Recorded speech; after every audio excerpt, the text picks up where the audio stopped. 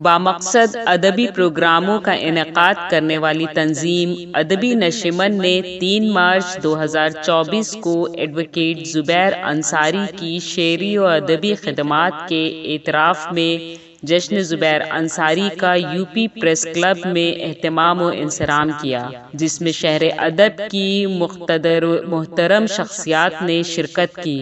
हाजिर है learn online with Faizan Khan की खुसूसी रिपोर्ट। काबिल मुबारकबाद मोहतरम ज़ुबैर अंसारी साहब और आज की महफिल को मुनक़िद करने वाले तमाम शख्सियात। मोहम्मद अली अलवी साहब तशरीफ़ ले आए, जलाल लखनवी नज़र आ रहे हैं, जनाब ताज रिज़वी साहब, नजमी लखनवी साहब और तमाम तर कद्दावर शख्सियात जो हमारी महफिल को महफिल बना दिया करती हैं, मकसदियत की सनत अता करती हैं, वह आज की महफिल का हिस्सा हैं। मैं यके बाद दीगरे सभी का जिक्र करता रहा और जिनका जिक्र नहीं कर सका उनसे माज़रत ख़्वाह हूँ। डॉक्टर सलीम अहमद साहब को चाहिए कि उनको अपने रिसाले में जब वो सेमाही निकालें तो उसमें तफसील से इसकी रिपोर्ट दें जो कई पेज में हो, और उसमें फ़र्दन सभी का जिक्र खैर होना चाहिए। और हम तो चाहते हैं कि लखनऊ कुछ माजी कुछ हाल जो मैंने लिखी थी किताब, उसका दूसरा हिस्सा आए तो वो चेहरे जो उसके बाद में नमूदार हुए हैं उन पर फिर से गुफ्तगू हो और बाकायदगी से हो। मैं जनाब डॉक्टर वज़ाहत रिज़वी साहब तक चलूँ, इससे पहले मैं चाहता हूँ कि आज के मरकज़ी किरदार जनाब ज़ुबैर अंसारी साहब, जिनका हमेशा इस सिलसिले में मैंने इस्तेसाल किया है कि उन्हीं का प्रोग्राम होता है, वही मरकज़ी किरदार होते हैं, लेकिन हम उनको पढ़ाते नहीं, वक्त ही नहीं होता है। आज भी तकरीबन सूरत हाल वही है, तो इससे कबल वक्त की तलवार लटक जाए मैं चाहता हूँ ज़ुबैर अंसारी साहब को सुना दें कि लगे कि शायद ठीक ठाक से इन पर जो हम लोगों ने किया है तो बेवजह तो नहीं है, या खुदा न खास्ता वही लिफाफे का मसला है। तशरीफ़ लाइए, तालियों से इस्तेमाल।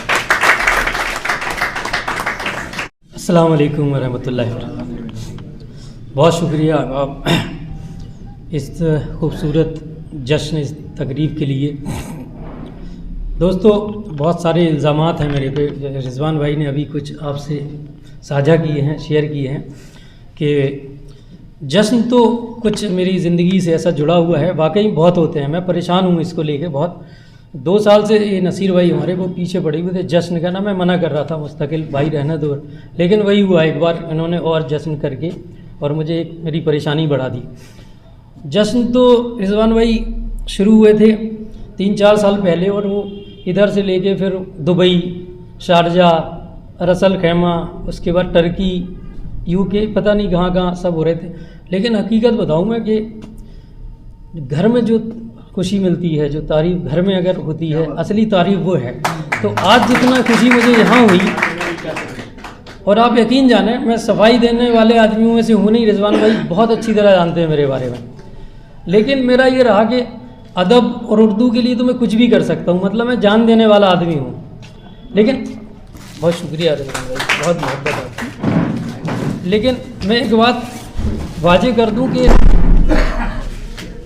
मेरे जश्न में हिंदुस्तान या हिंदुस्तान के बाहर कहीं भी किसी भी जश्न में किसी भी तरह का मेरा ताउन नहीं होता, सिवाय इसके कि मैं पहुंच जाता हूं। ताउन कम है जी। तो वो जो रिजवान भाई वो जो एक इल्ज़ाम आयद कर दिया लोगों ने, मैं उसका थोड़ा सा, तो इत्तेफाक ये भी रहा, मेरी किताब का इजरा हुआ। मेरी 2 किताबें हिंदी में, एक उर्दू की पहली किताब और वैसे मेरी तीसरी किताब मोहब्बत नाम है उसका इजरा सेंट रोज़ स्कूल में मंसूर खान साहब के और रिजवान भाई ने किया। बहुत शानदार प्रोग्राम हुआ, लखनऊ की तमाम अदबी शख्सियात वहाँ पे थीं। लेकिन एक अलमिया और रहा उस किताब के साथ, उसका इजरा वहाँ हुआ, उसके बाद उसका इजरा दिल्ली में गालिब एकेडमी में हुआ, उसके बाद उसका इजरा बॉम्बे में हुआ, मुख्तलिफ़ शहरों में। लेकिन कहीं भी ये अजीब सी चीज़ रही कि कहीं भी मुझे मौका ही नहीं मिला बोलने का। तो मैं कह रहा था कि ये अजीब इत्तेफाक था कि वो जश्न किताब का इजरा शुरू हुआ। इतनी फहरिस्त तवील थी कि होते होते कहा कि मैंने एक उसमें मतलब वो जो न्यूज़ छपी थी कि ज़ुबैर अंसारी साहब ने शुक्रिया अदा किया, वो भी फर्जी न्यूज़ थी।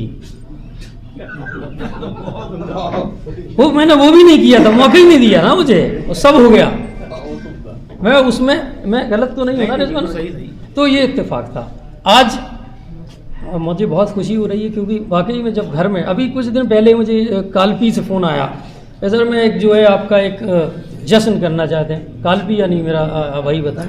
मैंने कहा यार मत करो, वो बवाल वैसे ही मैं झेल नहीं पा रहा हूँ ये सब। कहते नहीं करना है, आपको आना नहीं है, मैं सिर्फ बताने के लिए किया है। मैंने कहा यार ये और मुश्किल काम कर दिया। हाँ, उन्होंने कहा कि मैंने उनसे कहा ठीक है फिर तुम्हें जो करना है करो। रिजवान भाई ने कहा यार जाना चाहिए जुबैर भाई आपको। इन्होंने बोला, मैं जा भी नहीं रहता, मैं पहुंचा उसी दिन भाई। अब देखा तो वहाँ पड़ा मजमा, बड़ा ज़बरदस्त इंतज़ाम। तो ये आप लोगों की मोहब्बतें हैं। आज मैं चाहता हूँ कि आप 5-7 मिनट मुझे सुन लें। मैं बताना चाहता हूँ कुछ अपने बारे में, उस किताब के बारे में। रिजवान भाई इजाज़त, हमारे सदर साहब जो है इब्राहिम अलवी साहब, वो किसी उसमें जाना था प्रोग्रामों ने। दोस्तों ये जो अदबी सफ़र है मेरा, ये आपने अभी बहुत सारे लोगों ने बोला कि वो 17 साल की उम्र, वो बिल्कुल सही है। वो 87 में मैंने जो है ये शुरू किया, और उसके पीछे की भी एक अजीब व गरीब कहानी। शौक़ तो मुझे शुरू से बचपन से, मतलब ये चीज़ें होती ना खुदादाद होती हैं जो मैं मानता हूँ, तो वो चीज़ें थी। तो किसी ने मुझे तंज कर दिया, और तंज ये था कि अम्मा मजाक थोड़ी है ना शेर कहना, ठीक है होता नहीं। जैसे अक्सर आप कभी कहोगे कि भाई यार मैं जा रहा हूँ वहाँ एक नशिस्त में, यार 2 शेर दे दो मुझे, होता है कभी। तो वैसे ही किसी ने मेरे सामने वो तंज किया, उसने किसी मेरे दोस्त को, मैं मजाक है यार, तुम तो जब आ जाते हो खड़े हो जाते हो, वहाँ जा रहे हो पढ़ना। वो पढ़ता था, उसको पैसे भी मिलते थे, वो जिससे तंज हो। मुझे ये चीज़ खटक गई। तो मैं उस टाइम एक स्कूल चला रहा था, मैं एक स्कूल था वो चल रहा, मान मंदिर नाम था उस स्कूल का, और उसकी कई सारे ब्रांचेस थे।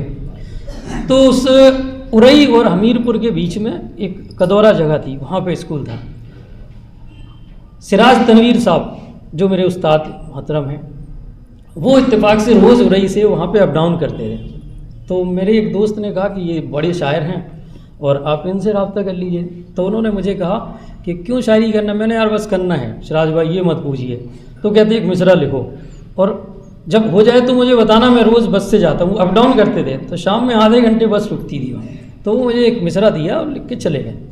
तो मैं दूसरे दिन मुंतज़िर के कब आएँ, तो जैसे ही बस आई मैं गया, मैंने कहा सर देखिए क्या हुआ, मेरे कुछ लिखा गया। मैंने कहा तो कहा दिखाइए। तो मैंने उनके सामने एक पेज रख दिया, पूरा एक पन्ना था A4 साइज़ का फुल चीज़। कहते ये क्या है, मैंने कहा आपने कहा था लिखने को, तो मैंने लिख दिया। तो उसमें तकरीबन उन्होंने ऐसे ही कहते ये तो 25-30 शेर हैं। तो मैंने कहा हाँ, अब हम मेहनत करते तो 4-5 शेर पे यही बात। तो मैंने कहा सर ऐसा करिए, इसको लीजिए और जो अच्छे नहीं लगे काट दीजिए, मेहनत मत करिए, इसलिए कि आपको जो सही लगे काट दिए। तो साहब उन्होंने लिया, बोले कल बात करते हैं। दूसरे दिन आए तो उन्होंने देखा, हम कहते कहे कैसे हैं ये बताओ। तो वो गज़ल मेरी फाइनल हो गई थोड़ी सी उसके साथ। और उसका जो पहला शेर, उस गज़ल में जो का पहला शेर था, जो मेरी ज़िंदगी की जो पहली गज़ल थी कि रात आएगी चिरागों को जलाना होगा, रात आएगी चिरागों को जलाना होगा, ए शबे हिज्र अंधेरे को मिटाना होगा। ये मेरी ज़िंदगी का पहला शेर था। वहाँ से वो सफ़र शुरू हुआ। उरई में अंजुमन कौमी इत्तेहाद करके एक तंजीम हुआ करती, सिराज तनवीर साहब सदर थे, उसके मुशायरे हुआ करते थे। तो चूँकि अपना ही मुशायरा था, तो हिंदुस्तान के जितने बड़े शोरा जो आप मुनव्वर साहब हो गए, राहत साहब हो गए, और उस टाइम शायर जमाली साहब आया करते थे, चकाचक बनारसी, बड़े बड़ा नाम, तो सबके साथ मुशायरे पढ़े 90s में, 91, 92, वो पूरा एक माहौल ठीक ठाक चल रहा था शायरी। एक बार इत्तेफाक हुआ, वो 5, 6, 7 गज़लें होने के बाद एक दिन मैं उस्ताद के पास गया, तो एक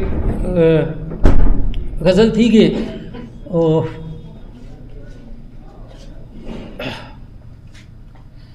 तेरा चेहरा तेरी यादों को भुलाना चाहूँ, तेरा चेहरा तेरी यादों को भुलाना चाहूँ, जाने क्यों चांद सितारों को बुझाना चाहूँ। ये शेर था उस गज़ल में, जो मतला था ये शेर था। इसमें एक शेर हुआ, तो मैं वो शेर जब सुनाया तो उस्ताद पता नहीं किस मूड में थे, कहते ऐसा है ज़ुबैर अब तुम आज से फारिगुल इस्लाह हो, अब तुम लिखो। तो वो 6वीं या 7वीं गज़ल थी गालिबन। तब से जो सफ़र शुरू हुआ, उसके बाद से इत्तेफाक से मैं दूसरी जगह चला गया, वो अलग चले गए, और मुशायरों की दुनिया से वो 10 साल एकदम इतना ऐसा फायदा, मतलब सलाम दुआ नहीं हुई जो कहते हैं आम ज़बान में, लेकिन गज़लें होती रहीं, गज़लें जो है मुसल्सल। फिर जो 2000 आया, फिर एक दूसरा दौर शुरू हुआ। तो मुझे एक वो हुआ कि यार कुछ ऐसा अपने आप को एक डिसिप्लिन में लाना चाहिए। तो सन 2000 में मैंने एक अमल शुरू किया कि संडे को मैं ये गज़ल कहूँगा, दुनिया इधर की उधर हो जाए। संडे को एक गज़ल ज़रूर कहूँगा, बाकी सब चलता रहेगा। तो मैंने गज़ल लिखना शुरू, एक हैशटैग बनाया, Sunday with me and my new ghazal, ये एक हैशटैग था। और एंड की जगह उसमें एन बनाया जानबूझ के, बस ऐसे ही था, बनाया, लिखना शुरू कर दिया, वो अमल शुरू हुआ। मुख्तसर ये कि वो 2000 से शुरू हो के आज उस अमल को 23 साल हो गए। कोई ऐसा संडे नहीं हुआ जब मैंने गज़ल नहीं कही हो। और जब से सोशल मीडिया आया, वो मेरा सोशल मीडिया पे पोस्ट है, आप कभी भी मेरे उस पर जाइए, संडे एक हैशटैग डालिए, बस आप वापस करते चले जाइए, आपको संडे ही गज़लें मिलती। उससे एक फ़ायदा ये हुआ कि पहले तो मैंने संडे को किया, लेकिन जब क्या होता था कि जब मैंने संडे आया और मैंने कोई गज़ल मंडे को कह दी, सोमवार को मैंने एक गज़ल कह दी थी, मंगल को कह दी कोई, तो मैं कि संडे को लगता है अब पुरानी हो गई। कमिटमेंट तो ये था ना खुद से कि संडे को नई गज़ल होगी, तो मैंने संडे फिर कही। अल्हम्दुलिल्लाह इस सब का नतीजा आप लोगों की जो मोहब्बतें और दुआएं हैं। बॉम्बे में जब प्रोग्राम हो रहा तो मैंने भी उस नज़रिए से नहीं देखा था। वहाँ एक सिद्धार्थ सांडिल साहब हैं, उनके पास मेरा अदब का काफ़ी सारा डाटा रहता है।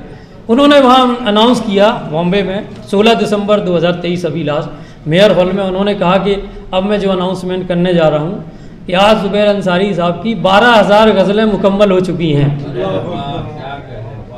तो ये जो लगन और ये जो चल रहा है मेरा कारवां जो चल रहा है अदबी, उसमें मैं ये नहीं देखता कि आप दाद दे रहे हैं कोई नहीं दे रहा है। मेरा काम है संडे को गज़ल पोस्ट करनी है, 5 कमेंट आएंगे ठीक है, शुक्रिया अदा कर दूंगा जब वक्त मिलेगा, नहीं मिलेगा वो भी। तो ये सिलसिला, और वो गज़लें भी अपने गज़ल भी ऐसी नहीं कि मैंने कोशिश की जैसे अभी आज सबसे बेहतरीन तो सोहेल भाई चले गए, मैं तो चाह रहा था खुसूसी उनका शुक्रिया अदा करूँ। क्या उन्होंने शायद अब तक या तो रिजवान भाई एक्सप्लोर कर पाए मुझे, या आज मैंने उनको सुना, मैं फिर से उनसे एक बार मिलूँगा। तो वो जो चीज़ें चल रही थी, और इस बीच में गज़लों का जो एक पैटर्न था वो चेंज होता रहा।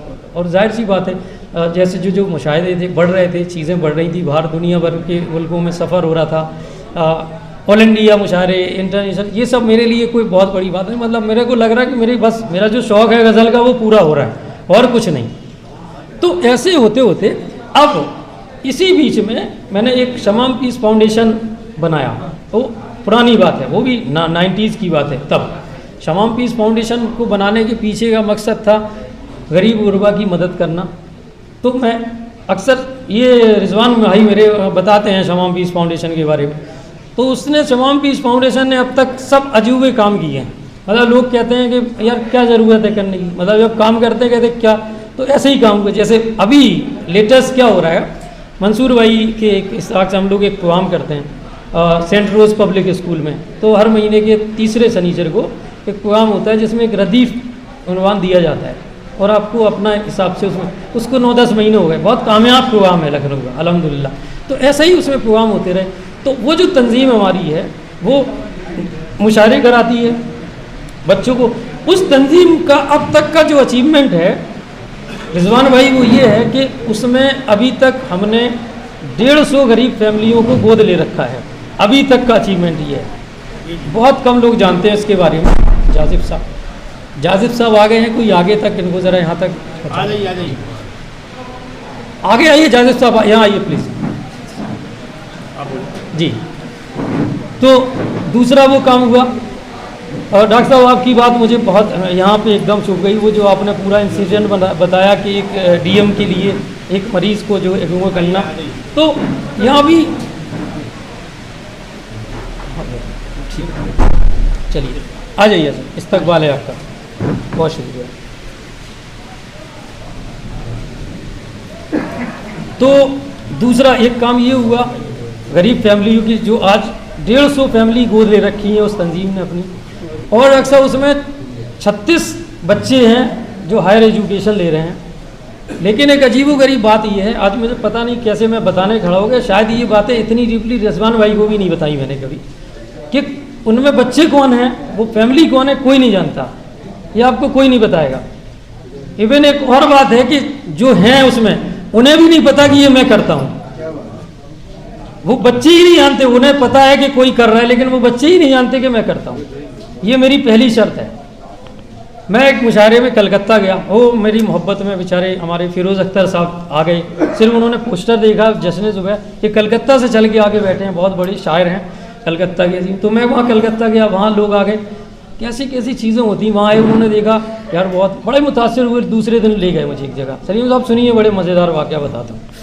तो उन्होंने कहा ज़ुबैर भाई अब मैं सुनता हूँ कि शमाम पीस फाउंडेशन से आप बड़ी मदद करते हैं लोगों की, तो मेरे पास कुछ बच्चे हैं, अगर आप मदद करते हैं तो पढ़ जाए। मैंने कहा ज़रूरत क्या है? उन्होंने कहा साहब यहाँ तो एजुकेशन तो फ्री है कलकत्ता में, पैसे लगते नहीं, किताबें फ्री हैं। तो मैंने कहा फिर? कहते दिक्कत ये है कि इनको यहाँ से स्कूल जाने में जो बस में पैसे देने होते वो नहीं है। तो मैंने कहा आप, नियाज़ अहमद नाम है उनका भी एक तंजीम है फ़िक्र फ़न। तो मैंने कहा आप बताइए। उन्होंने मुझे दूसरे दिन एक लिस्ट दी कि सर 10 फैमिली में मैंने गया और मैंने उनमें से बच्चे निकाले, तो कुल मिला के 20-22 बच्चे होते हैं। तो अगर मैं डर रहा था, मैंने कहा यार 10 फैमिली तो 20-22 बच्चे बहुत हो गए। मैंने यार अल्लाह का नाम लेके डॉक्टर साहब डरते डरते कहा, मैंने कहा बताओ क्या करना है? उन्होंने साहब ये खर्च है उसका। उन्होंने जो खर्च बताया तो मेरे तो आंसू आ गए। तो मैंने कहा ये कर दो, फाइनल कर दो, मैं देता हूँ। तब से मैं उनका बच्चों का बराबर भेजता हूँ, मेरे पास नहीं होगा लेकिन भाजा। तो ये मेरा अपना जो शमाम पीस फाउंडेशन है और मेरा जो तो शायरी का सफ़र अभी इसी है। शमाम पीस फाउंडेशन का एक और टारगेट, मुशायरे उसका टारगेट नहीं है। लोग सोचते हैं कि वो शमाम पीस फाउंडेशन मुशायरे करा रहे हैं, अभी ऑल इंडिया मुशायरे हो रहे हैं, कुछ और इंटरनेशनल मुशायरा हुआ, ये नहीं है। उसका मकसद है एक इंटरनेशनल स्कूल, उर्दू स्कूल कायम करना। ये है उसका मकसद शमाम पीस फाउंडेशन का, जिसकी तरफ मैं चल रहा हूँ। और उसके पीछे जो मैंने एक शर्त लगा दी है वो ये है कि जिस दिन मेरी 15,000 गज़लें मुकम्मल हो जाएंगी उस दिन एक बहुत बड़ा प्रोग्राम ऑर्गेनाइज़ करूँगा और उसी दिन उसकी नींव रखी जाएगी। आप लोगों की दुआओं की और मोहब्बतों की ज़रूरत है। इंशाअल्लाह 2025 में मैं कर डालूँगा इंशाअल्लाह। तो ये मुख्तसर एक तारुफ था शमाम पीस फाउंडेशन का। और चूँकि मेरे पे जश्न था तो मैं चाह रहा था थोड़ा सा जान लें। अब मैं चाहता हूँ कुछ शेर भी सुन लें आप लोग। तो मैं चाहता हूँ कि मतलब 2-2 शेर सुना के चलता हूँ आपको, तो रंग पता चले आपको कि देख पाए न जो हवा का रंग, देख पाए न जो हवा का रंग, कैसे देखेंगे वो खुदा का रंग। देख पाए न जो हवा का रंग, देख पाए न जो हवा का रंग, कैसे देखेंगे वो खुदा का रंग। और हर बुराई को छोड़ दे इंसान, हर बुराई को छोड़ दे इंसान, काश वो देख ले सजा का रंग। हर बुराई को छोड़ दे इंसान, काश वो देख ले सजा का रंग। और रोज़े अव्वल से रहती दुनिया तक, रोज़े अव्वल से रहती दुनिया तक, देखना सबको है कज़ा का रंग। रोज़े अव्वल से रहती दुनिया तक, देखना सबको है कज़ा का रंग, देखना सबको है कज़ा का रंग। और आसमां तक रसाई है उसकी, आसमां तक रसाई है उसकी, तुमने देखा नहीं दुआ का रंग।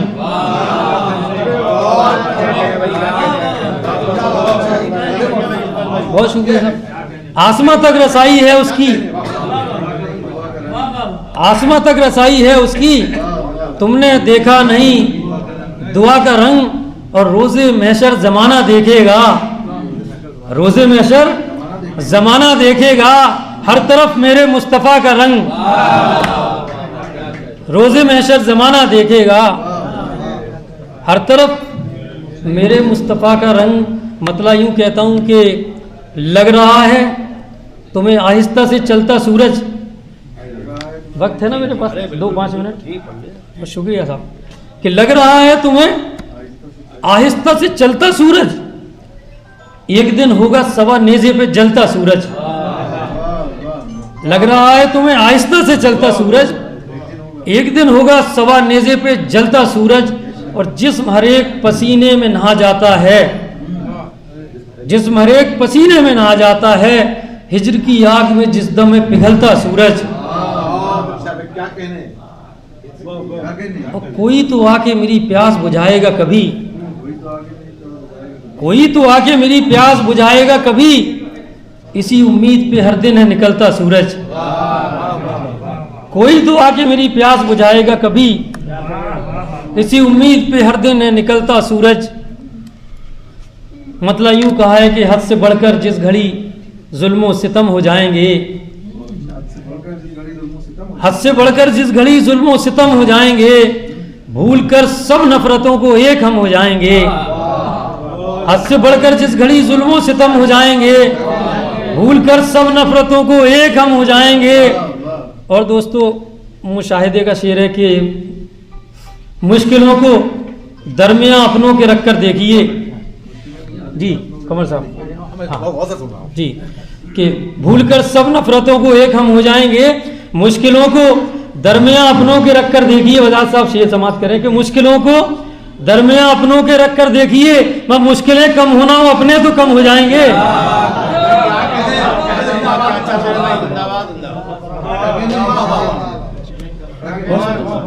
बहुत शुक्रिया साहब कि मुश्किलों को दरमियान अपनों के रख कर देखिए, मुश्किलें कम होना हो अपने तो कम हो जाएंगे। और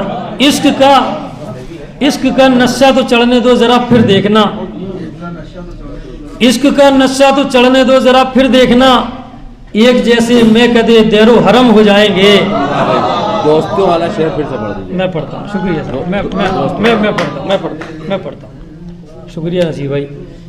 कि इश्क का नशा तो चढ़ने दो जरा फिर देखना, एक जैसे मैं कदे देरो हरम हो जाएंगे। एक शेर मैंने कहने की कोशिश की है। देखिए मेरा अपना तजुर्बा, मेरा अपना मुशाहिदा डॉक्टर साहब, कि किसने सोचा था कि एक दिन दौर ऐसा आएगा, किसने सोचा था कि एक दिन दौर ऐसा आएगा, बेच देंगे हम ज़मीर और मोहतरम हो जाएंगे। किसने सोचा था कि एक दिन दौर ऐसा आएगा, हैदर भाई, किसने सोचा था कि एक दिन दौर, शुक्रिया साहब, किसने सोचा था कि एक दिन दौर ऐसा आएगा, बेच देंगे हम ज़मीर और मोहतरम हो जाएंगे, बेच देंगे हम ज़मीर। बहुत शुक्रिया साहब कि बेच देंगे हम ज़मीर। मैं पढ़ता हूँ, शुक्रिया कमर भाई कि किसने सोचा था कि एक दिन दौर ऐसा आएगा, किसने सोचा था कि एक दिन दौर ऐसा आएगा, बेच देंगे हम ज़मीर और मोहतरम हो जाएंगे। और दोस्तों वो दुश्मनी वाला मैंने शेर कह दिया, बड़ी तारीफ हिंदुस्तान में क्या दुनिया भर में बड़ी तारीफ मिली, लेकिन तसल्ली नहीं हुई मुझे उस पर भी। मतलब एक रिश्ता रह गया था, अपने तो कम हो जाए ठीक है, लेकिन एक बड़ा ख़ास रिश्ता है हर आदमी की ज़िंदगी में, मेरी भी है, वो है दोस्ती का। तो वो उसमें बच गया, अपनों में मैं नहीं रखता हूँ उसको, दोस्त अलग एक रिश्ता है बिल्कुल। तो वो शेर जहन में रखें, उससे अच्छा शेर सुनाता हूँ आपको, मक्ता समाप्त करें कि बेच देंगे हम ज़मीर और मोहतरम हो जाएंगे। कि मुश्किलों को दोस्तों से मत बयां करना ज़ुबैर, मुश्किलों को दोस्तों से मत बयां करना ज़ुबैर, मुश्किलें बढ़ जाएंगी और दोस्त कम हो जाएंगे।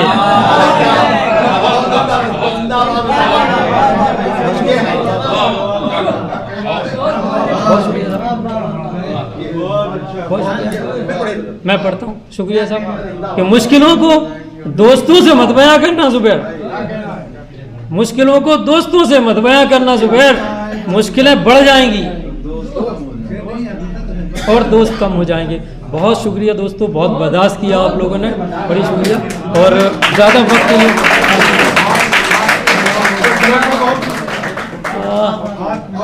नहीं, मैं वो शेर एक्चुअली, हाँ मैं सुना देता हूँ एक शेर। हाँ ये शेर मैं बस एक शेर और आपने याद दिला दिया मुझे। ये शेर मेरी शिनाख्त है वजाद साहब, ये शेर जो है मैं जहाँ जाता हूँ लोग मुझे याद दिला देते हैं पढ़ना है, मैं शेर पढ़ देता हूँ। कि मेरे खुदा मेरे हाथों में वो हुनर दे दे, मेरे खुदा मेरे हाथों में वो हुनर दे दे, मैं जिससे हाथ मिलाऊं सब उसके गम ले लूं। बहुत शुक्रिया साहब। लर्न ऑनलाइन की जानिब से आपसे बस इतनी इल्तिजा है कि हमारे इस प्रोग्राम को लाइक, शेयर और सब्सक्राइब ज़रूर करें। साथ ही बेल आइकन दबाना ना भूलें, जिससे हमारी हर वीडियो आप तक अपलोड होने के साथ ही पहुंच सके। शुक्रिया।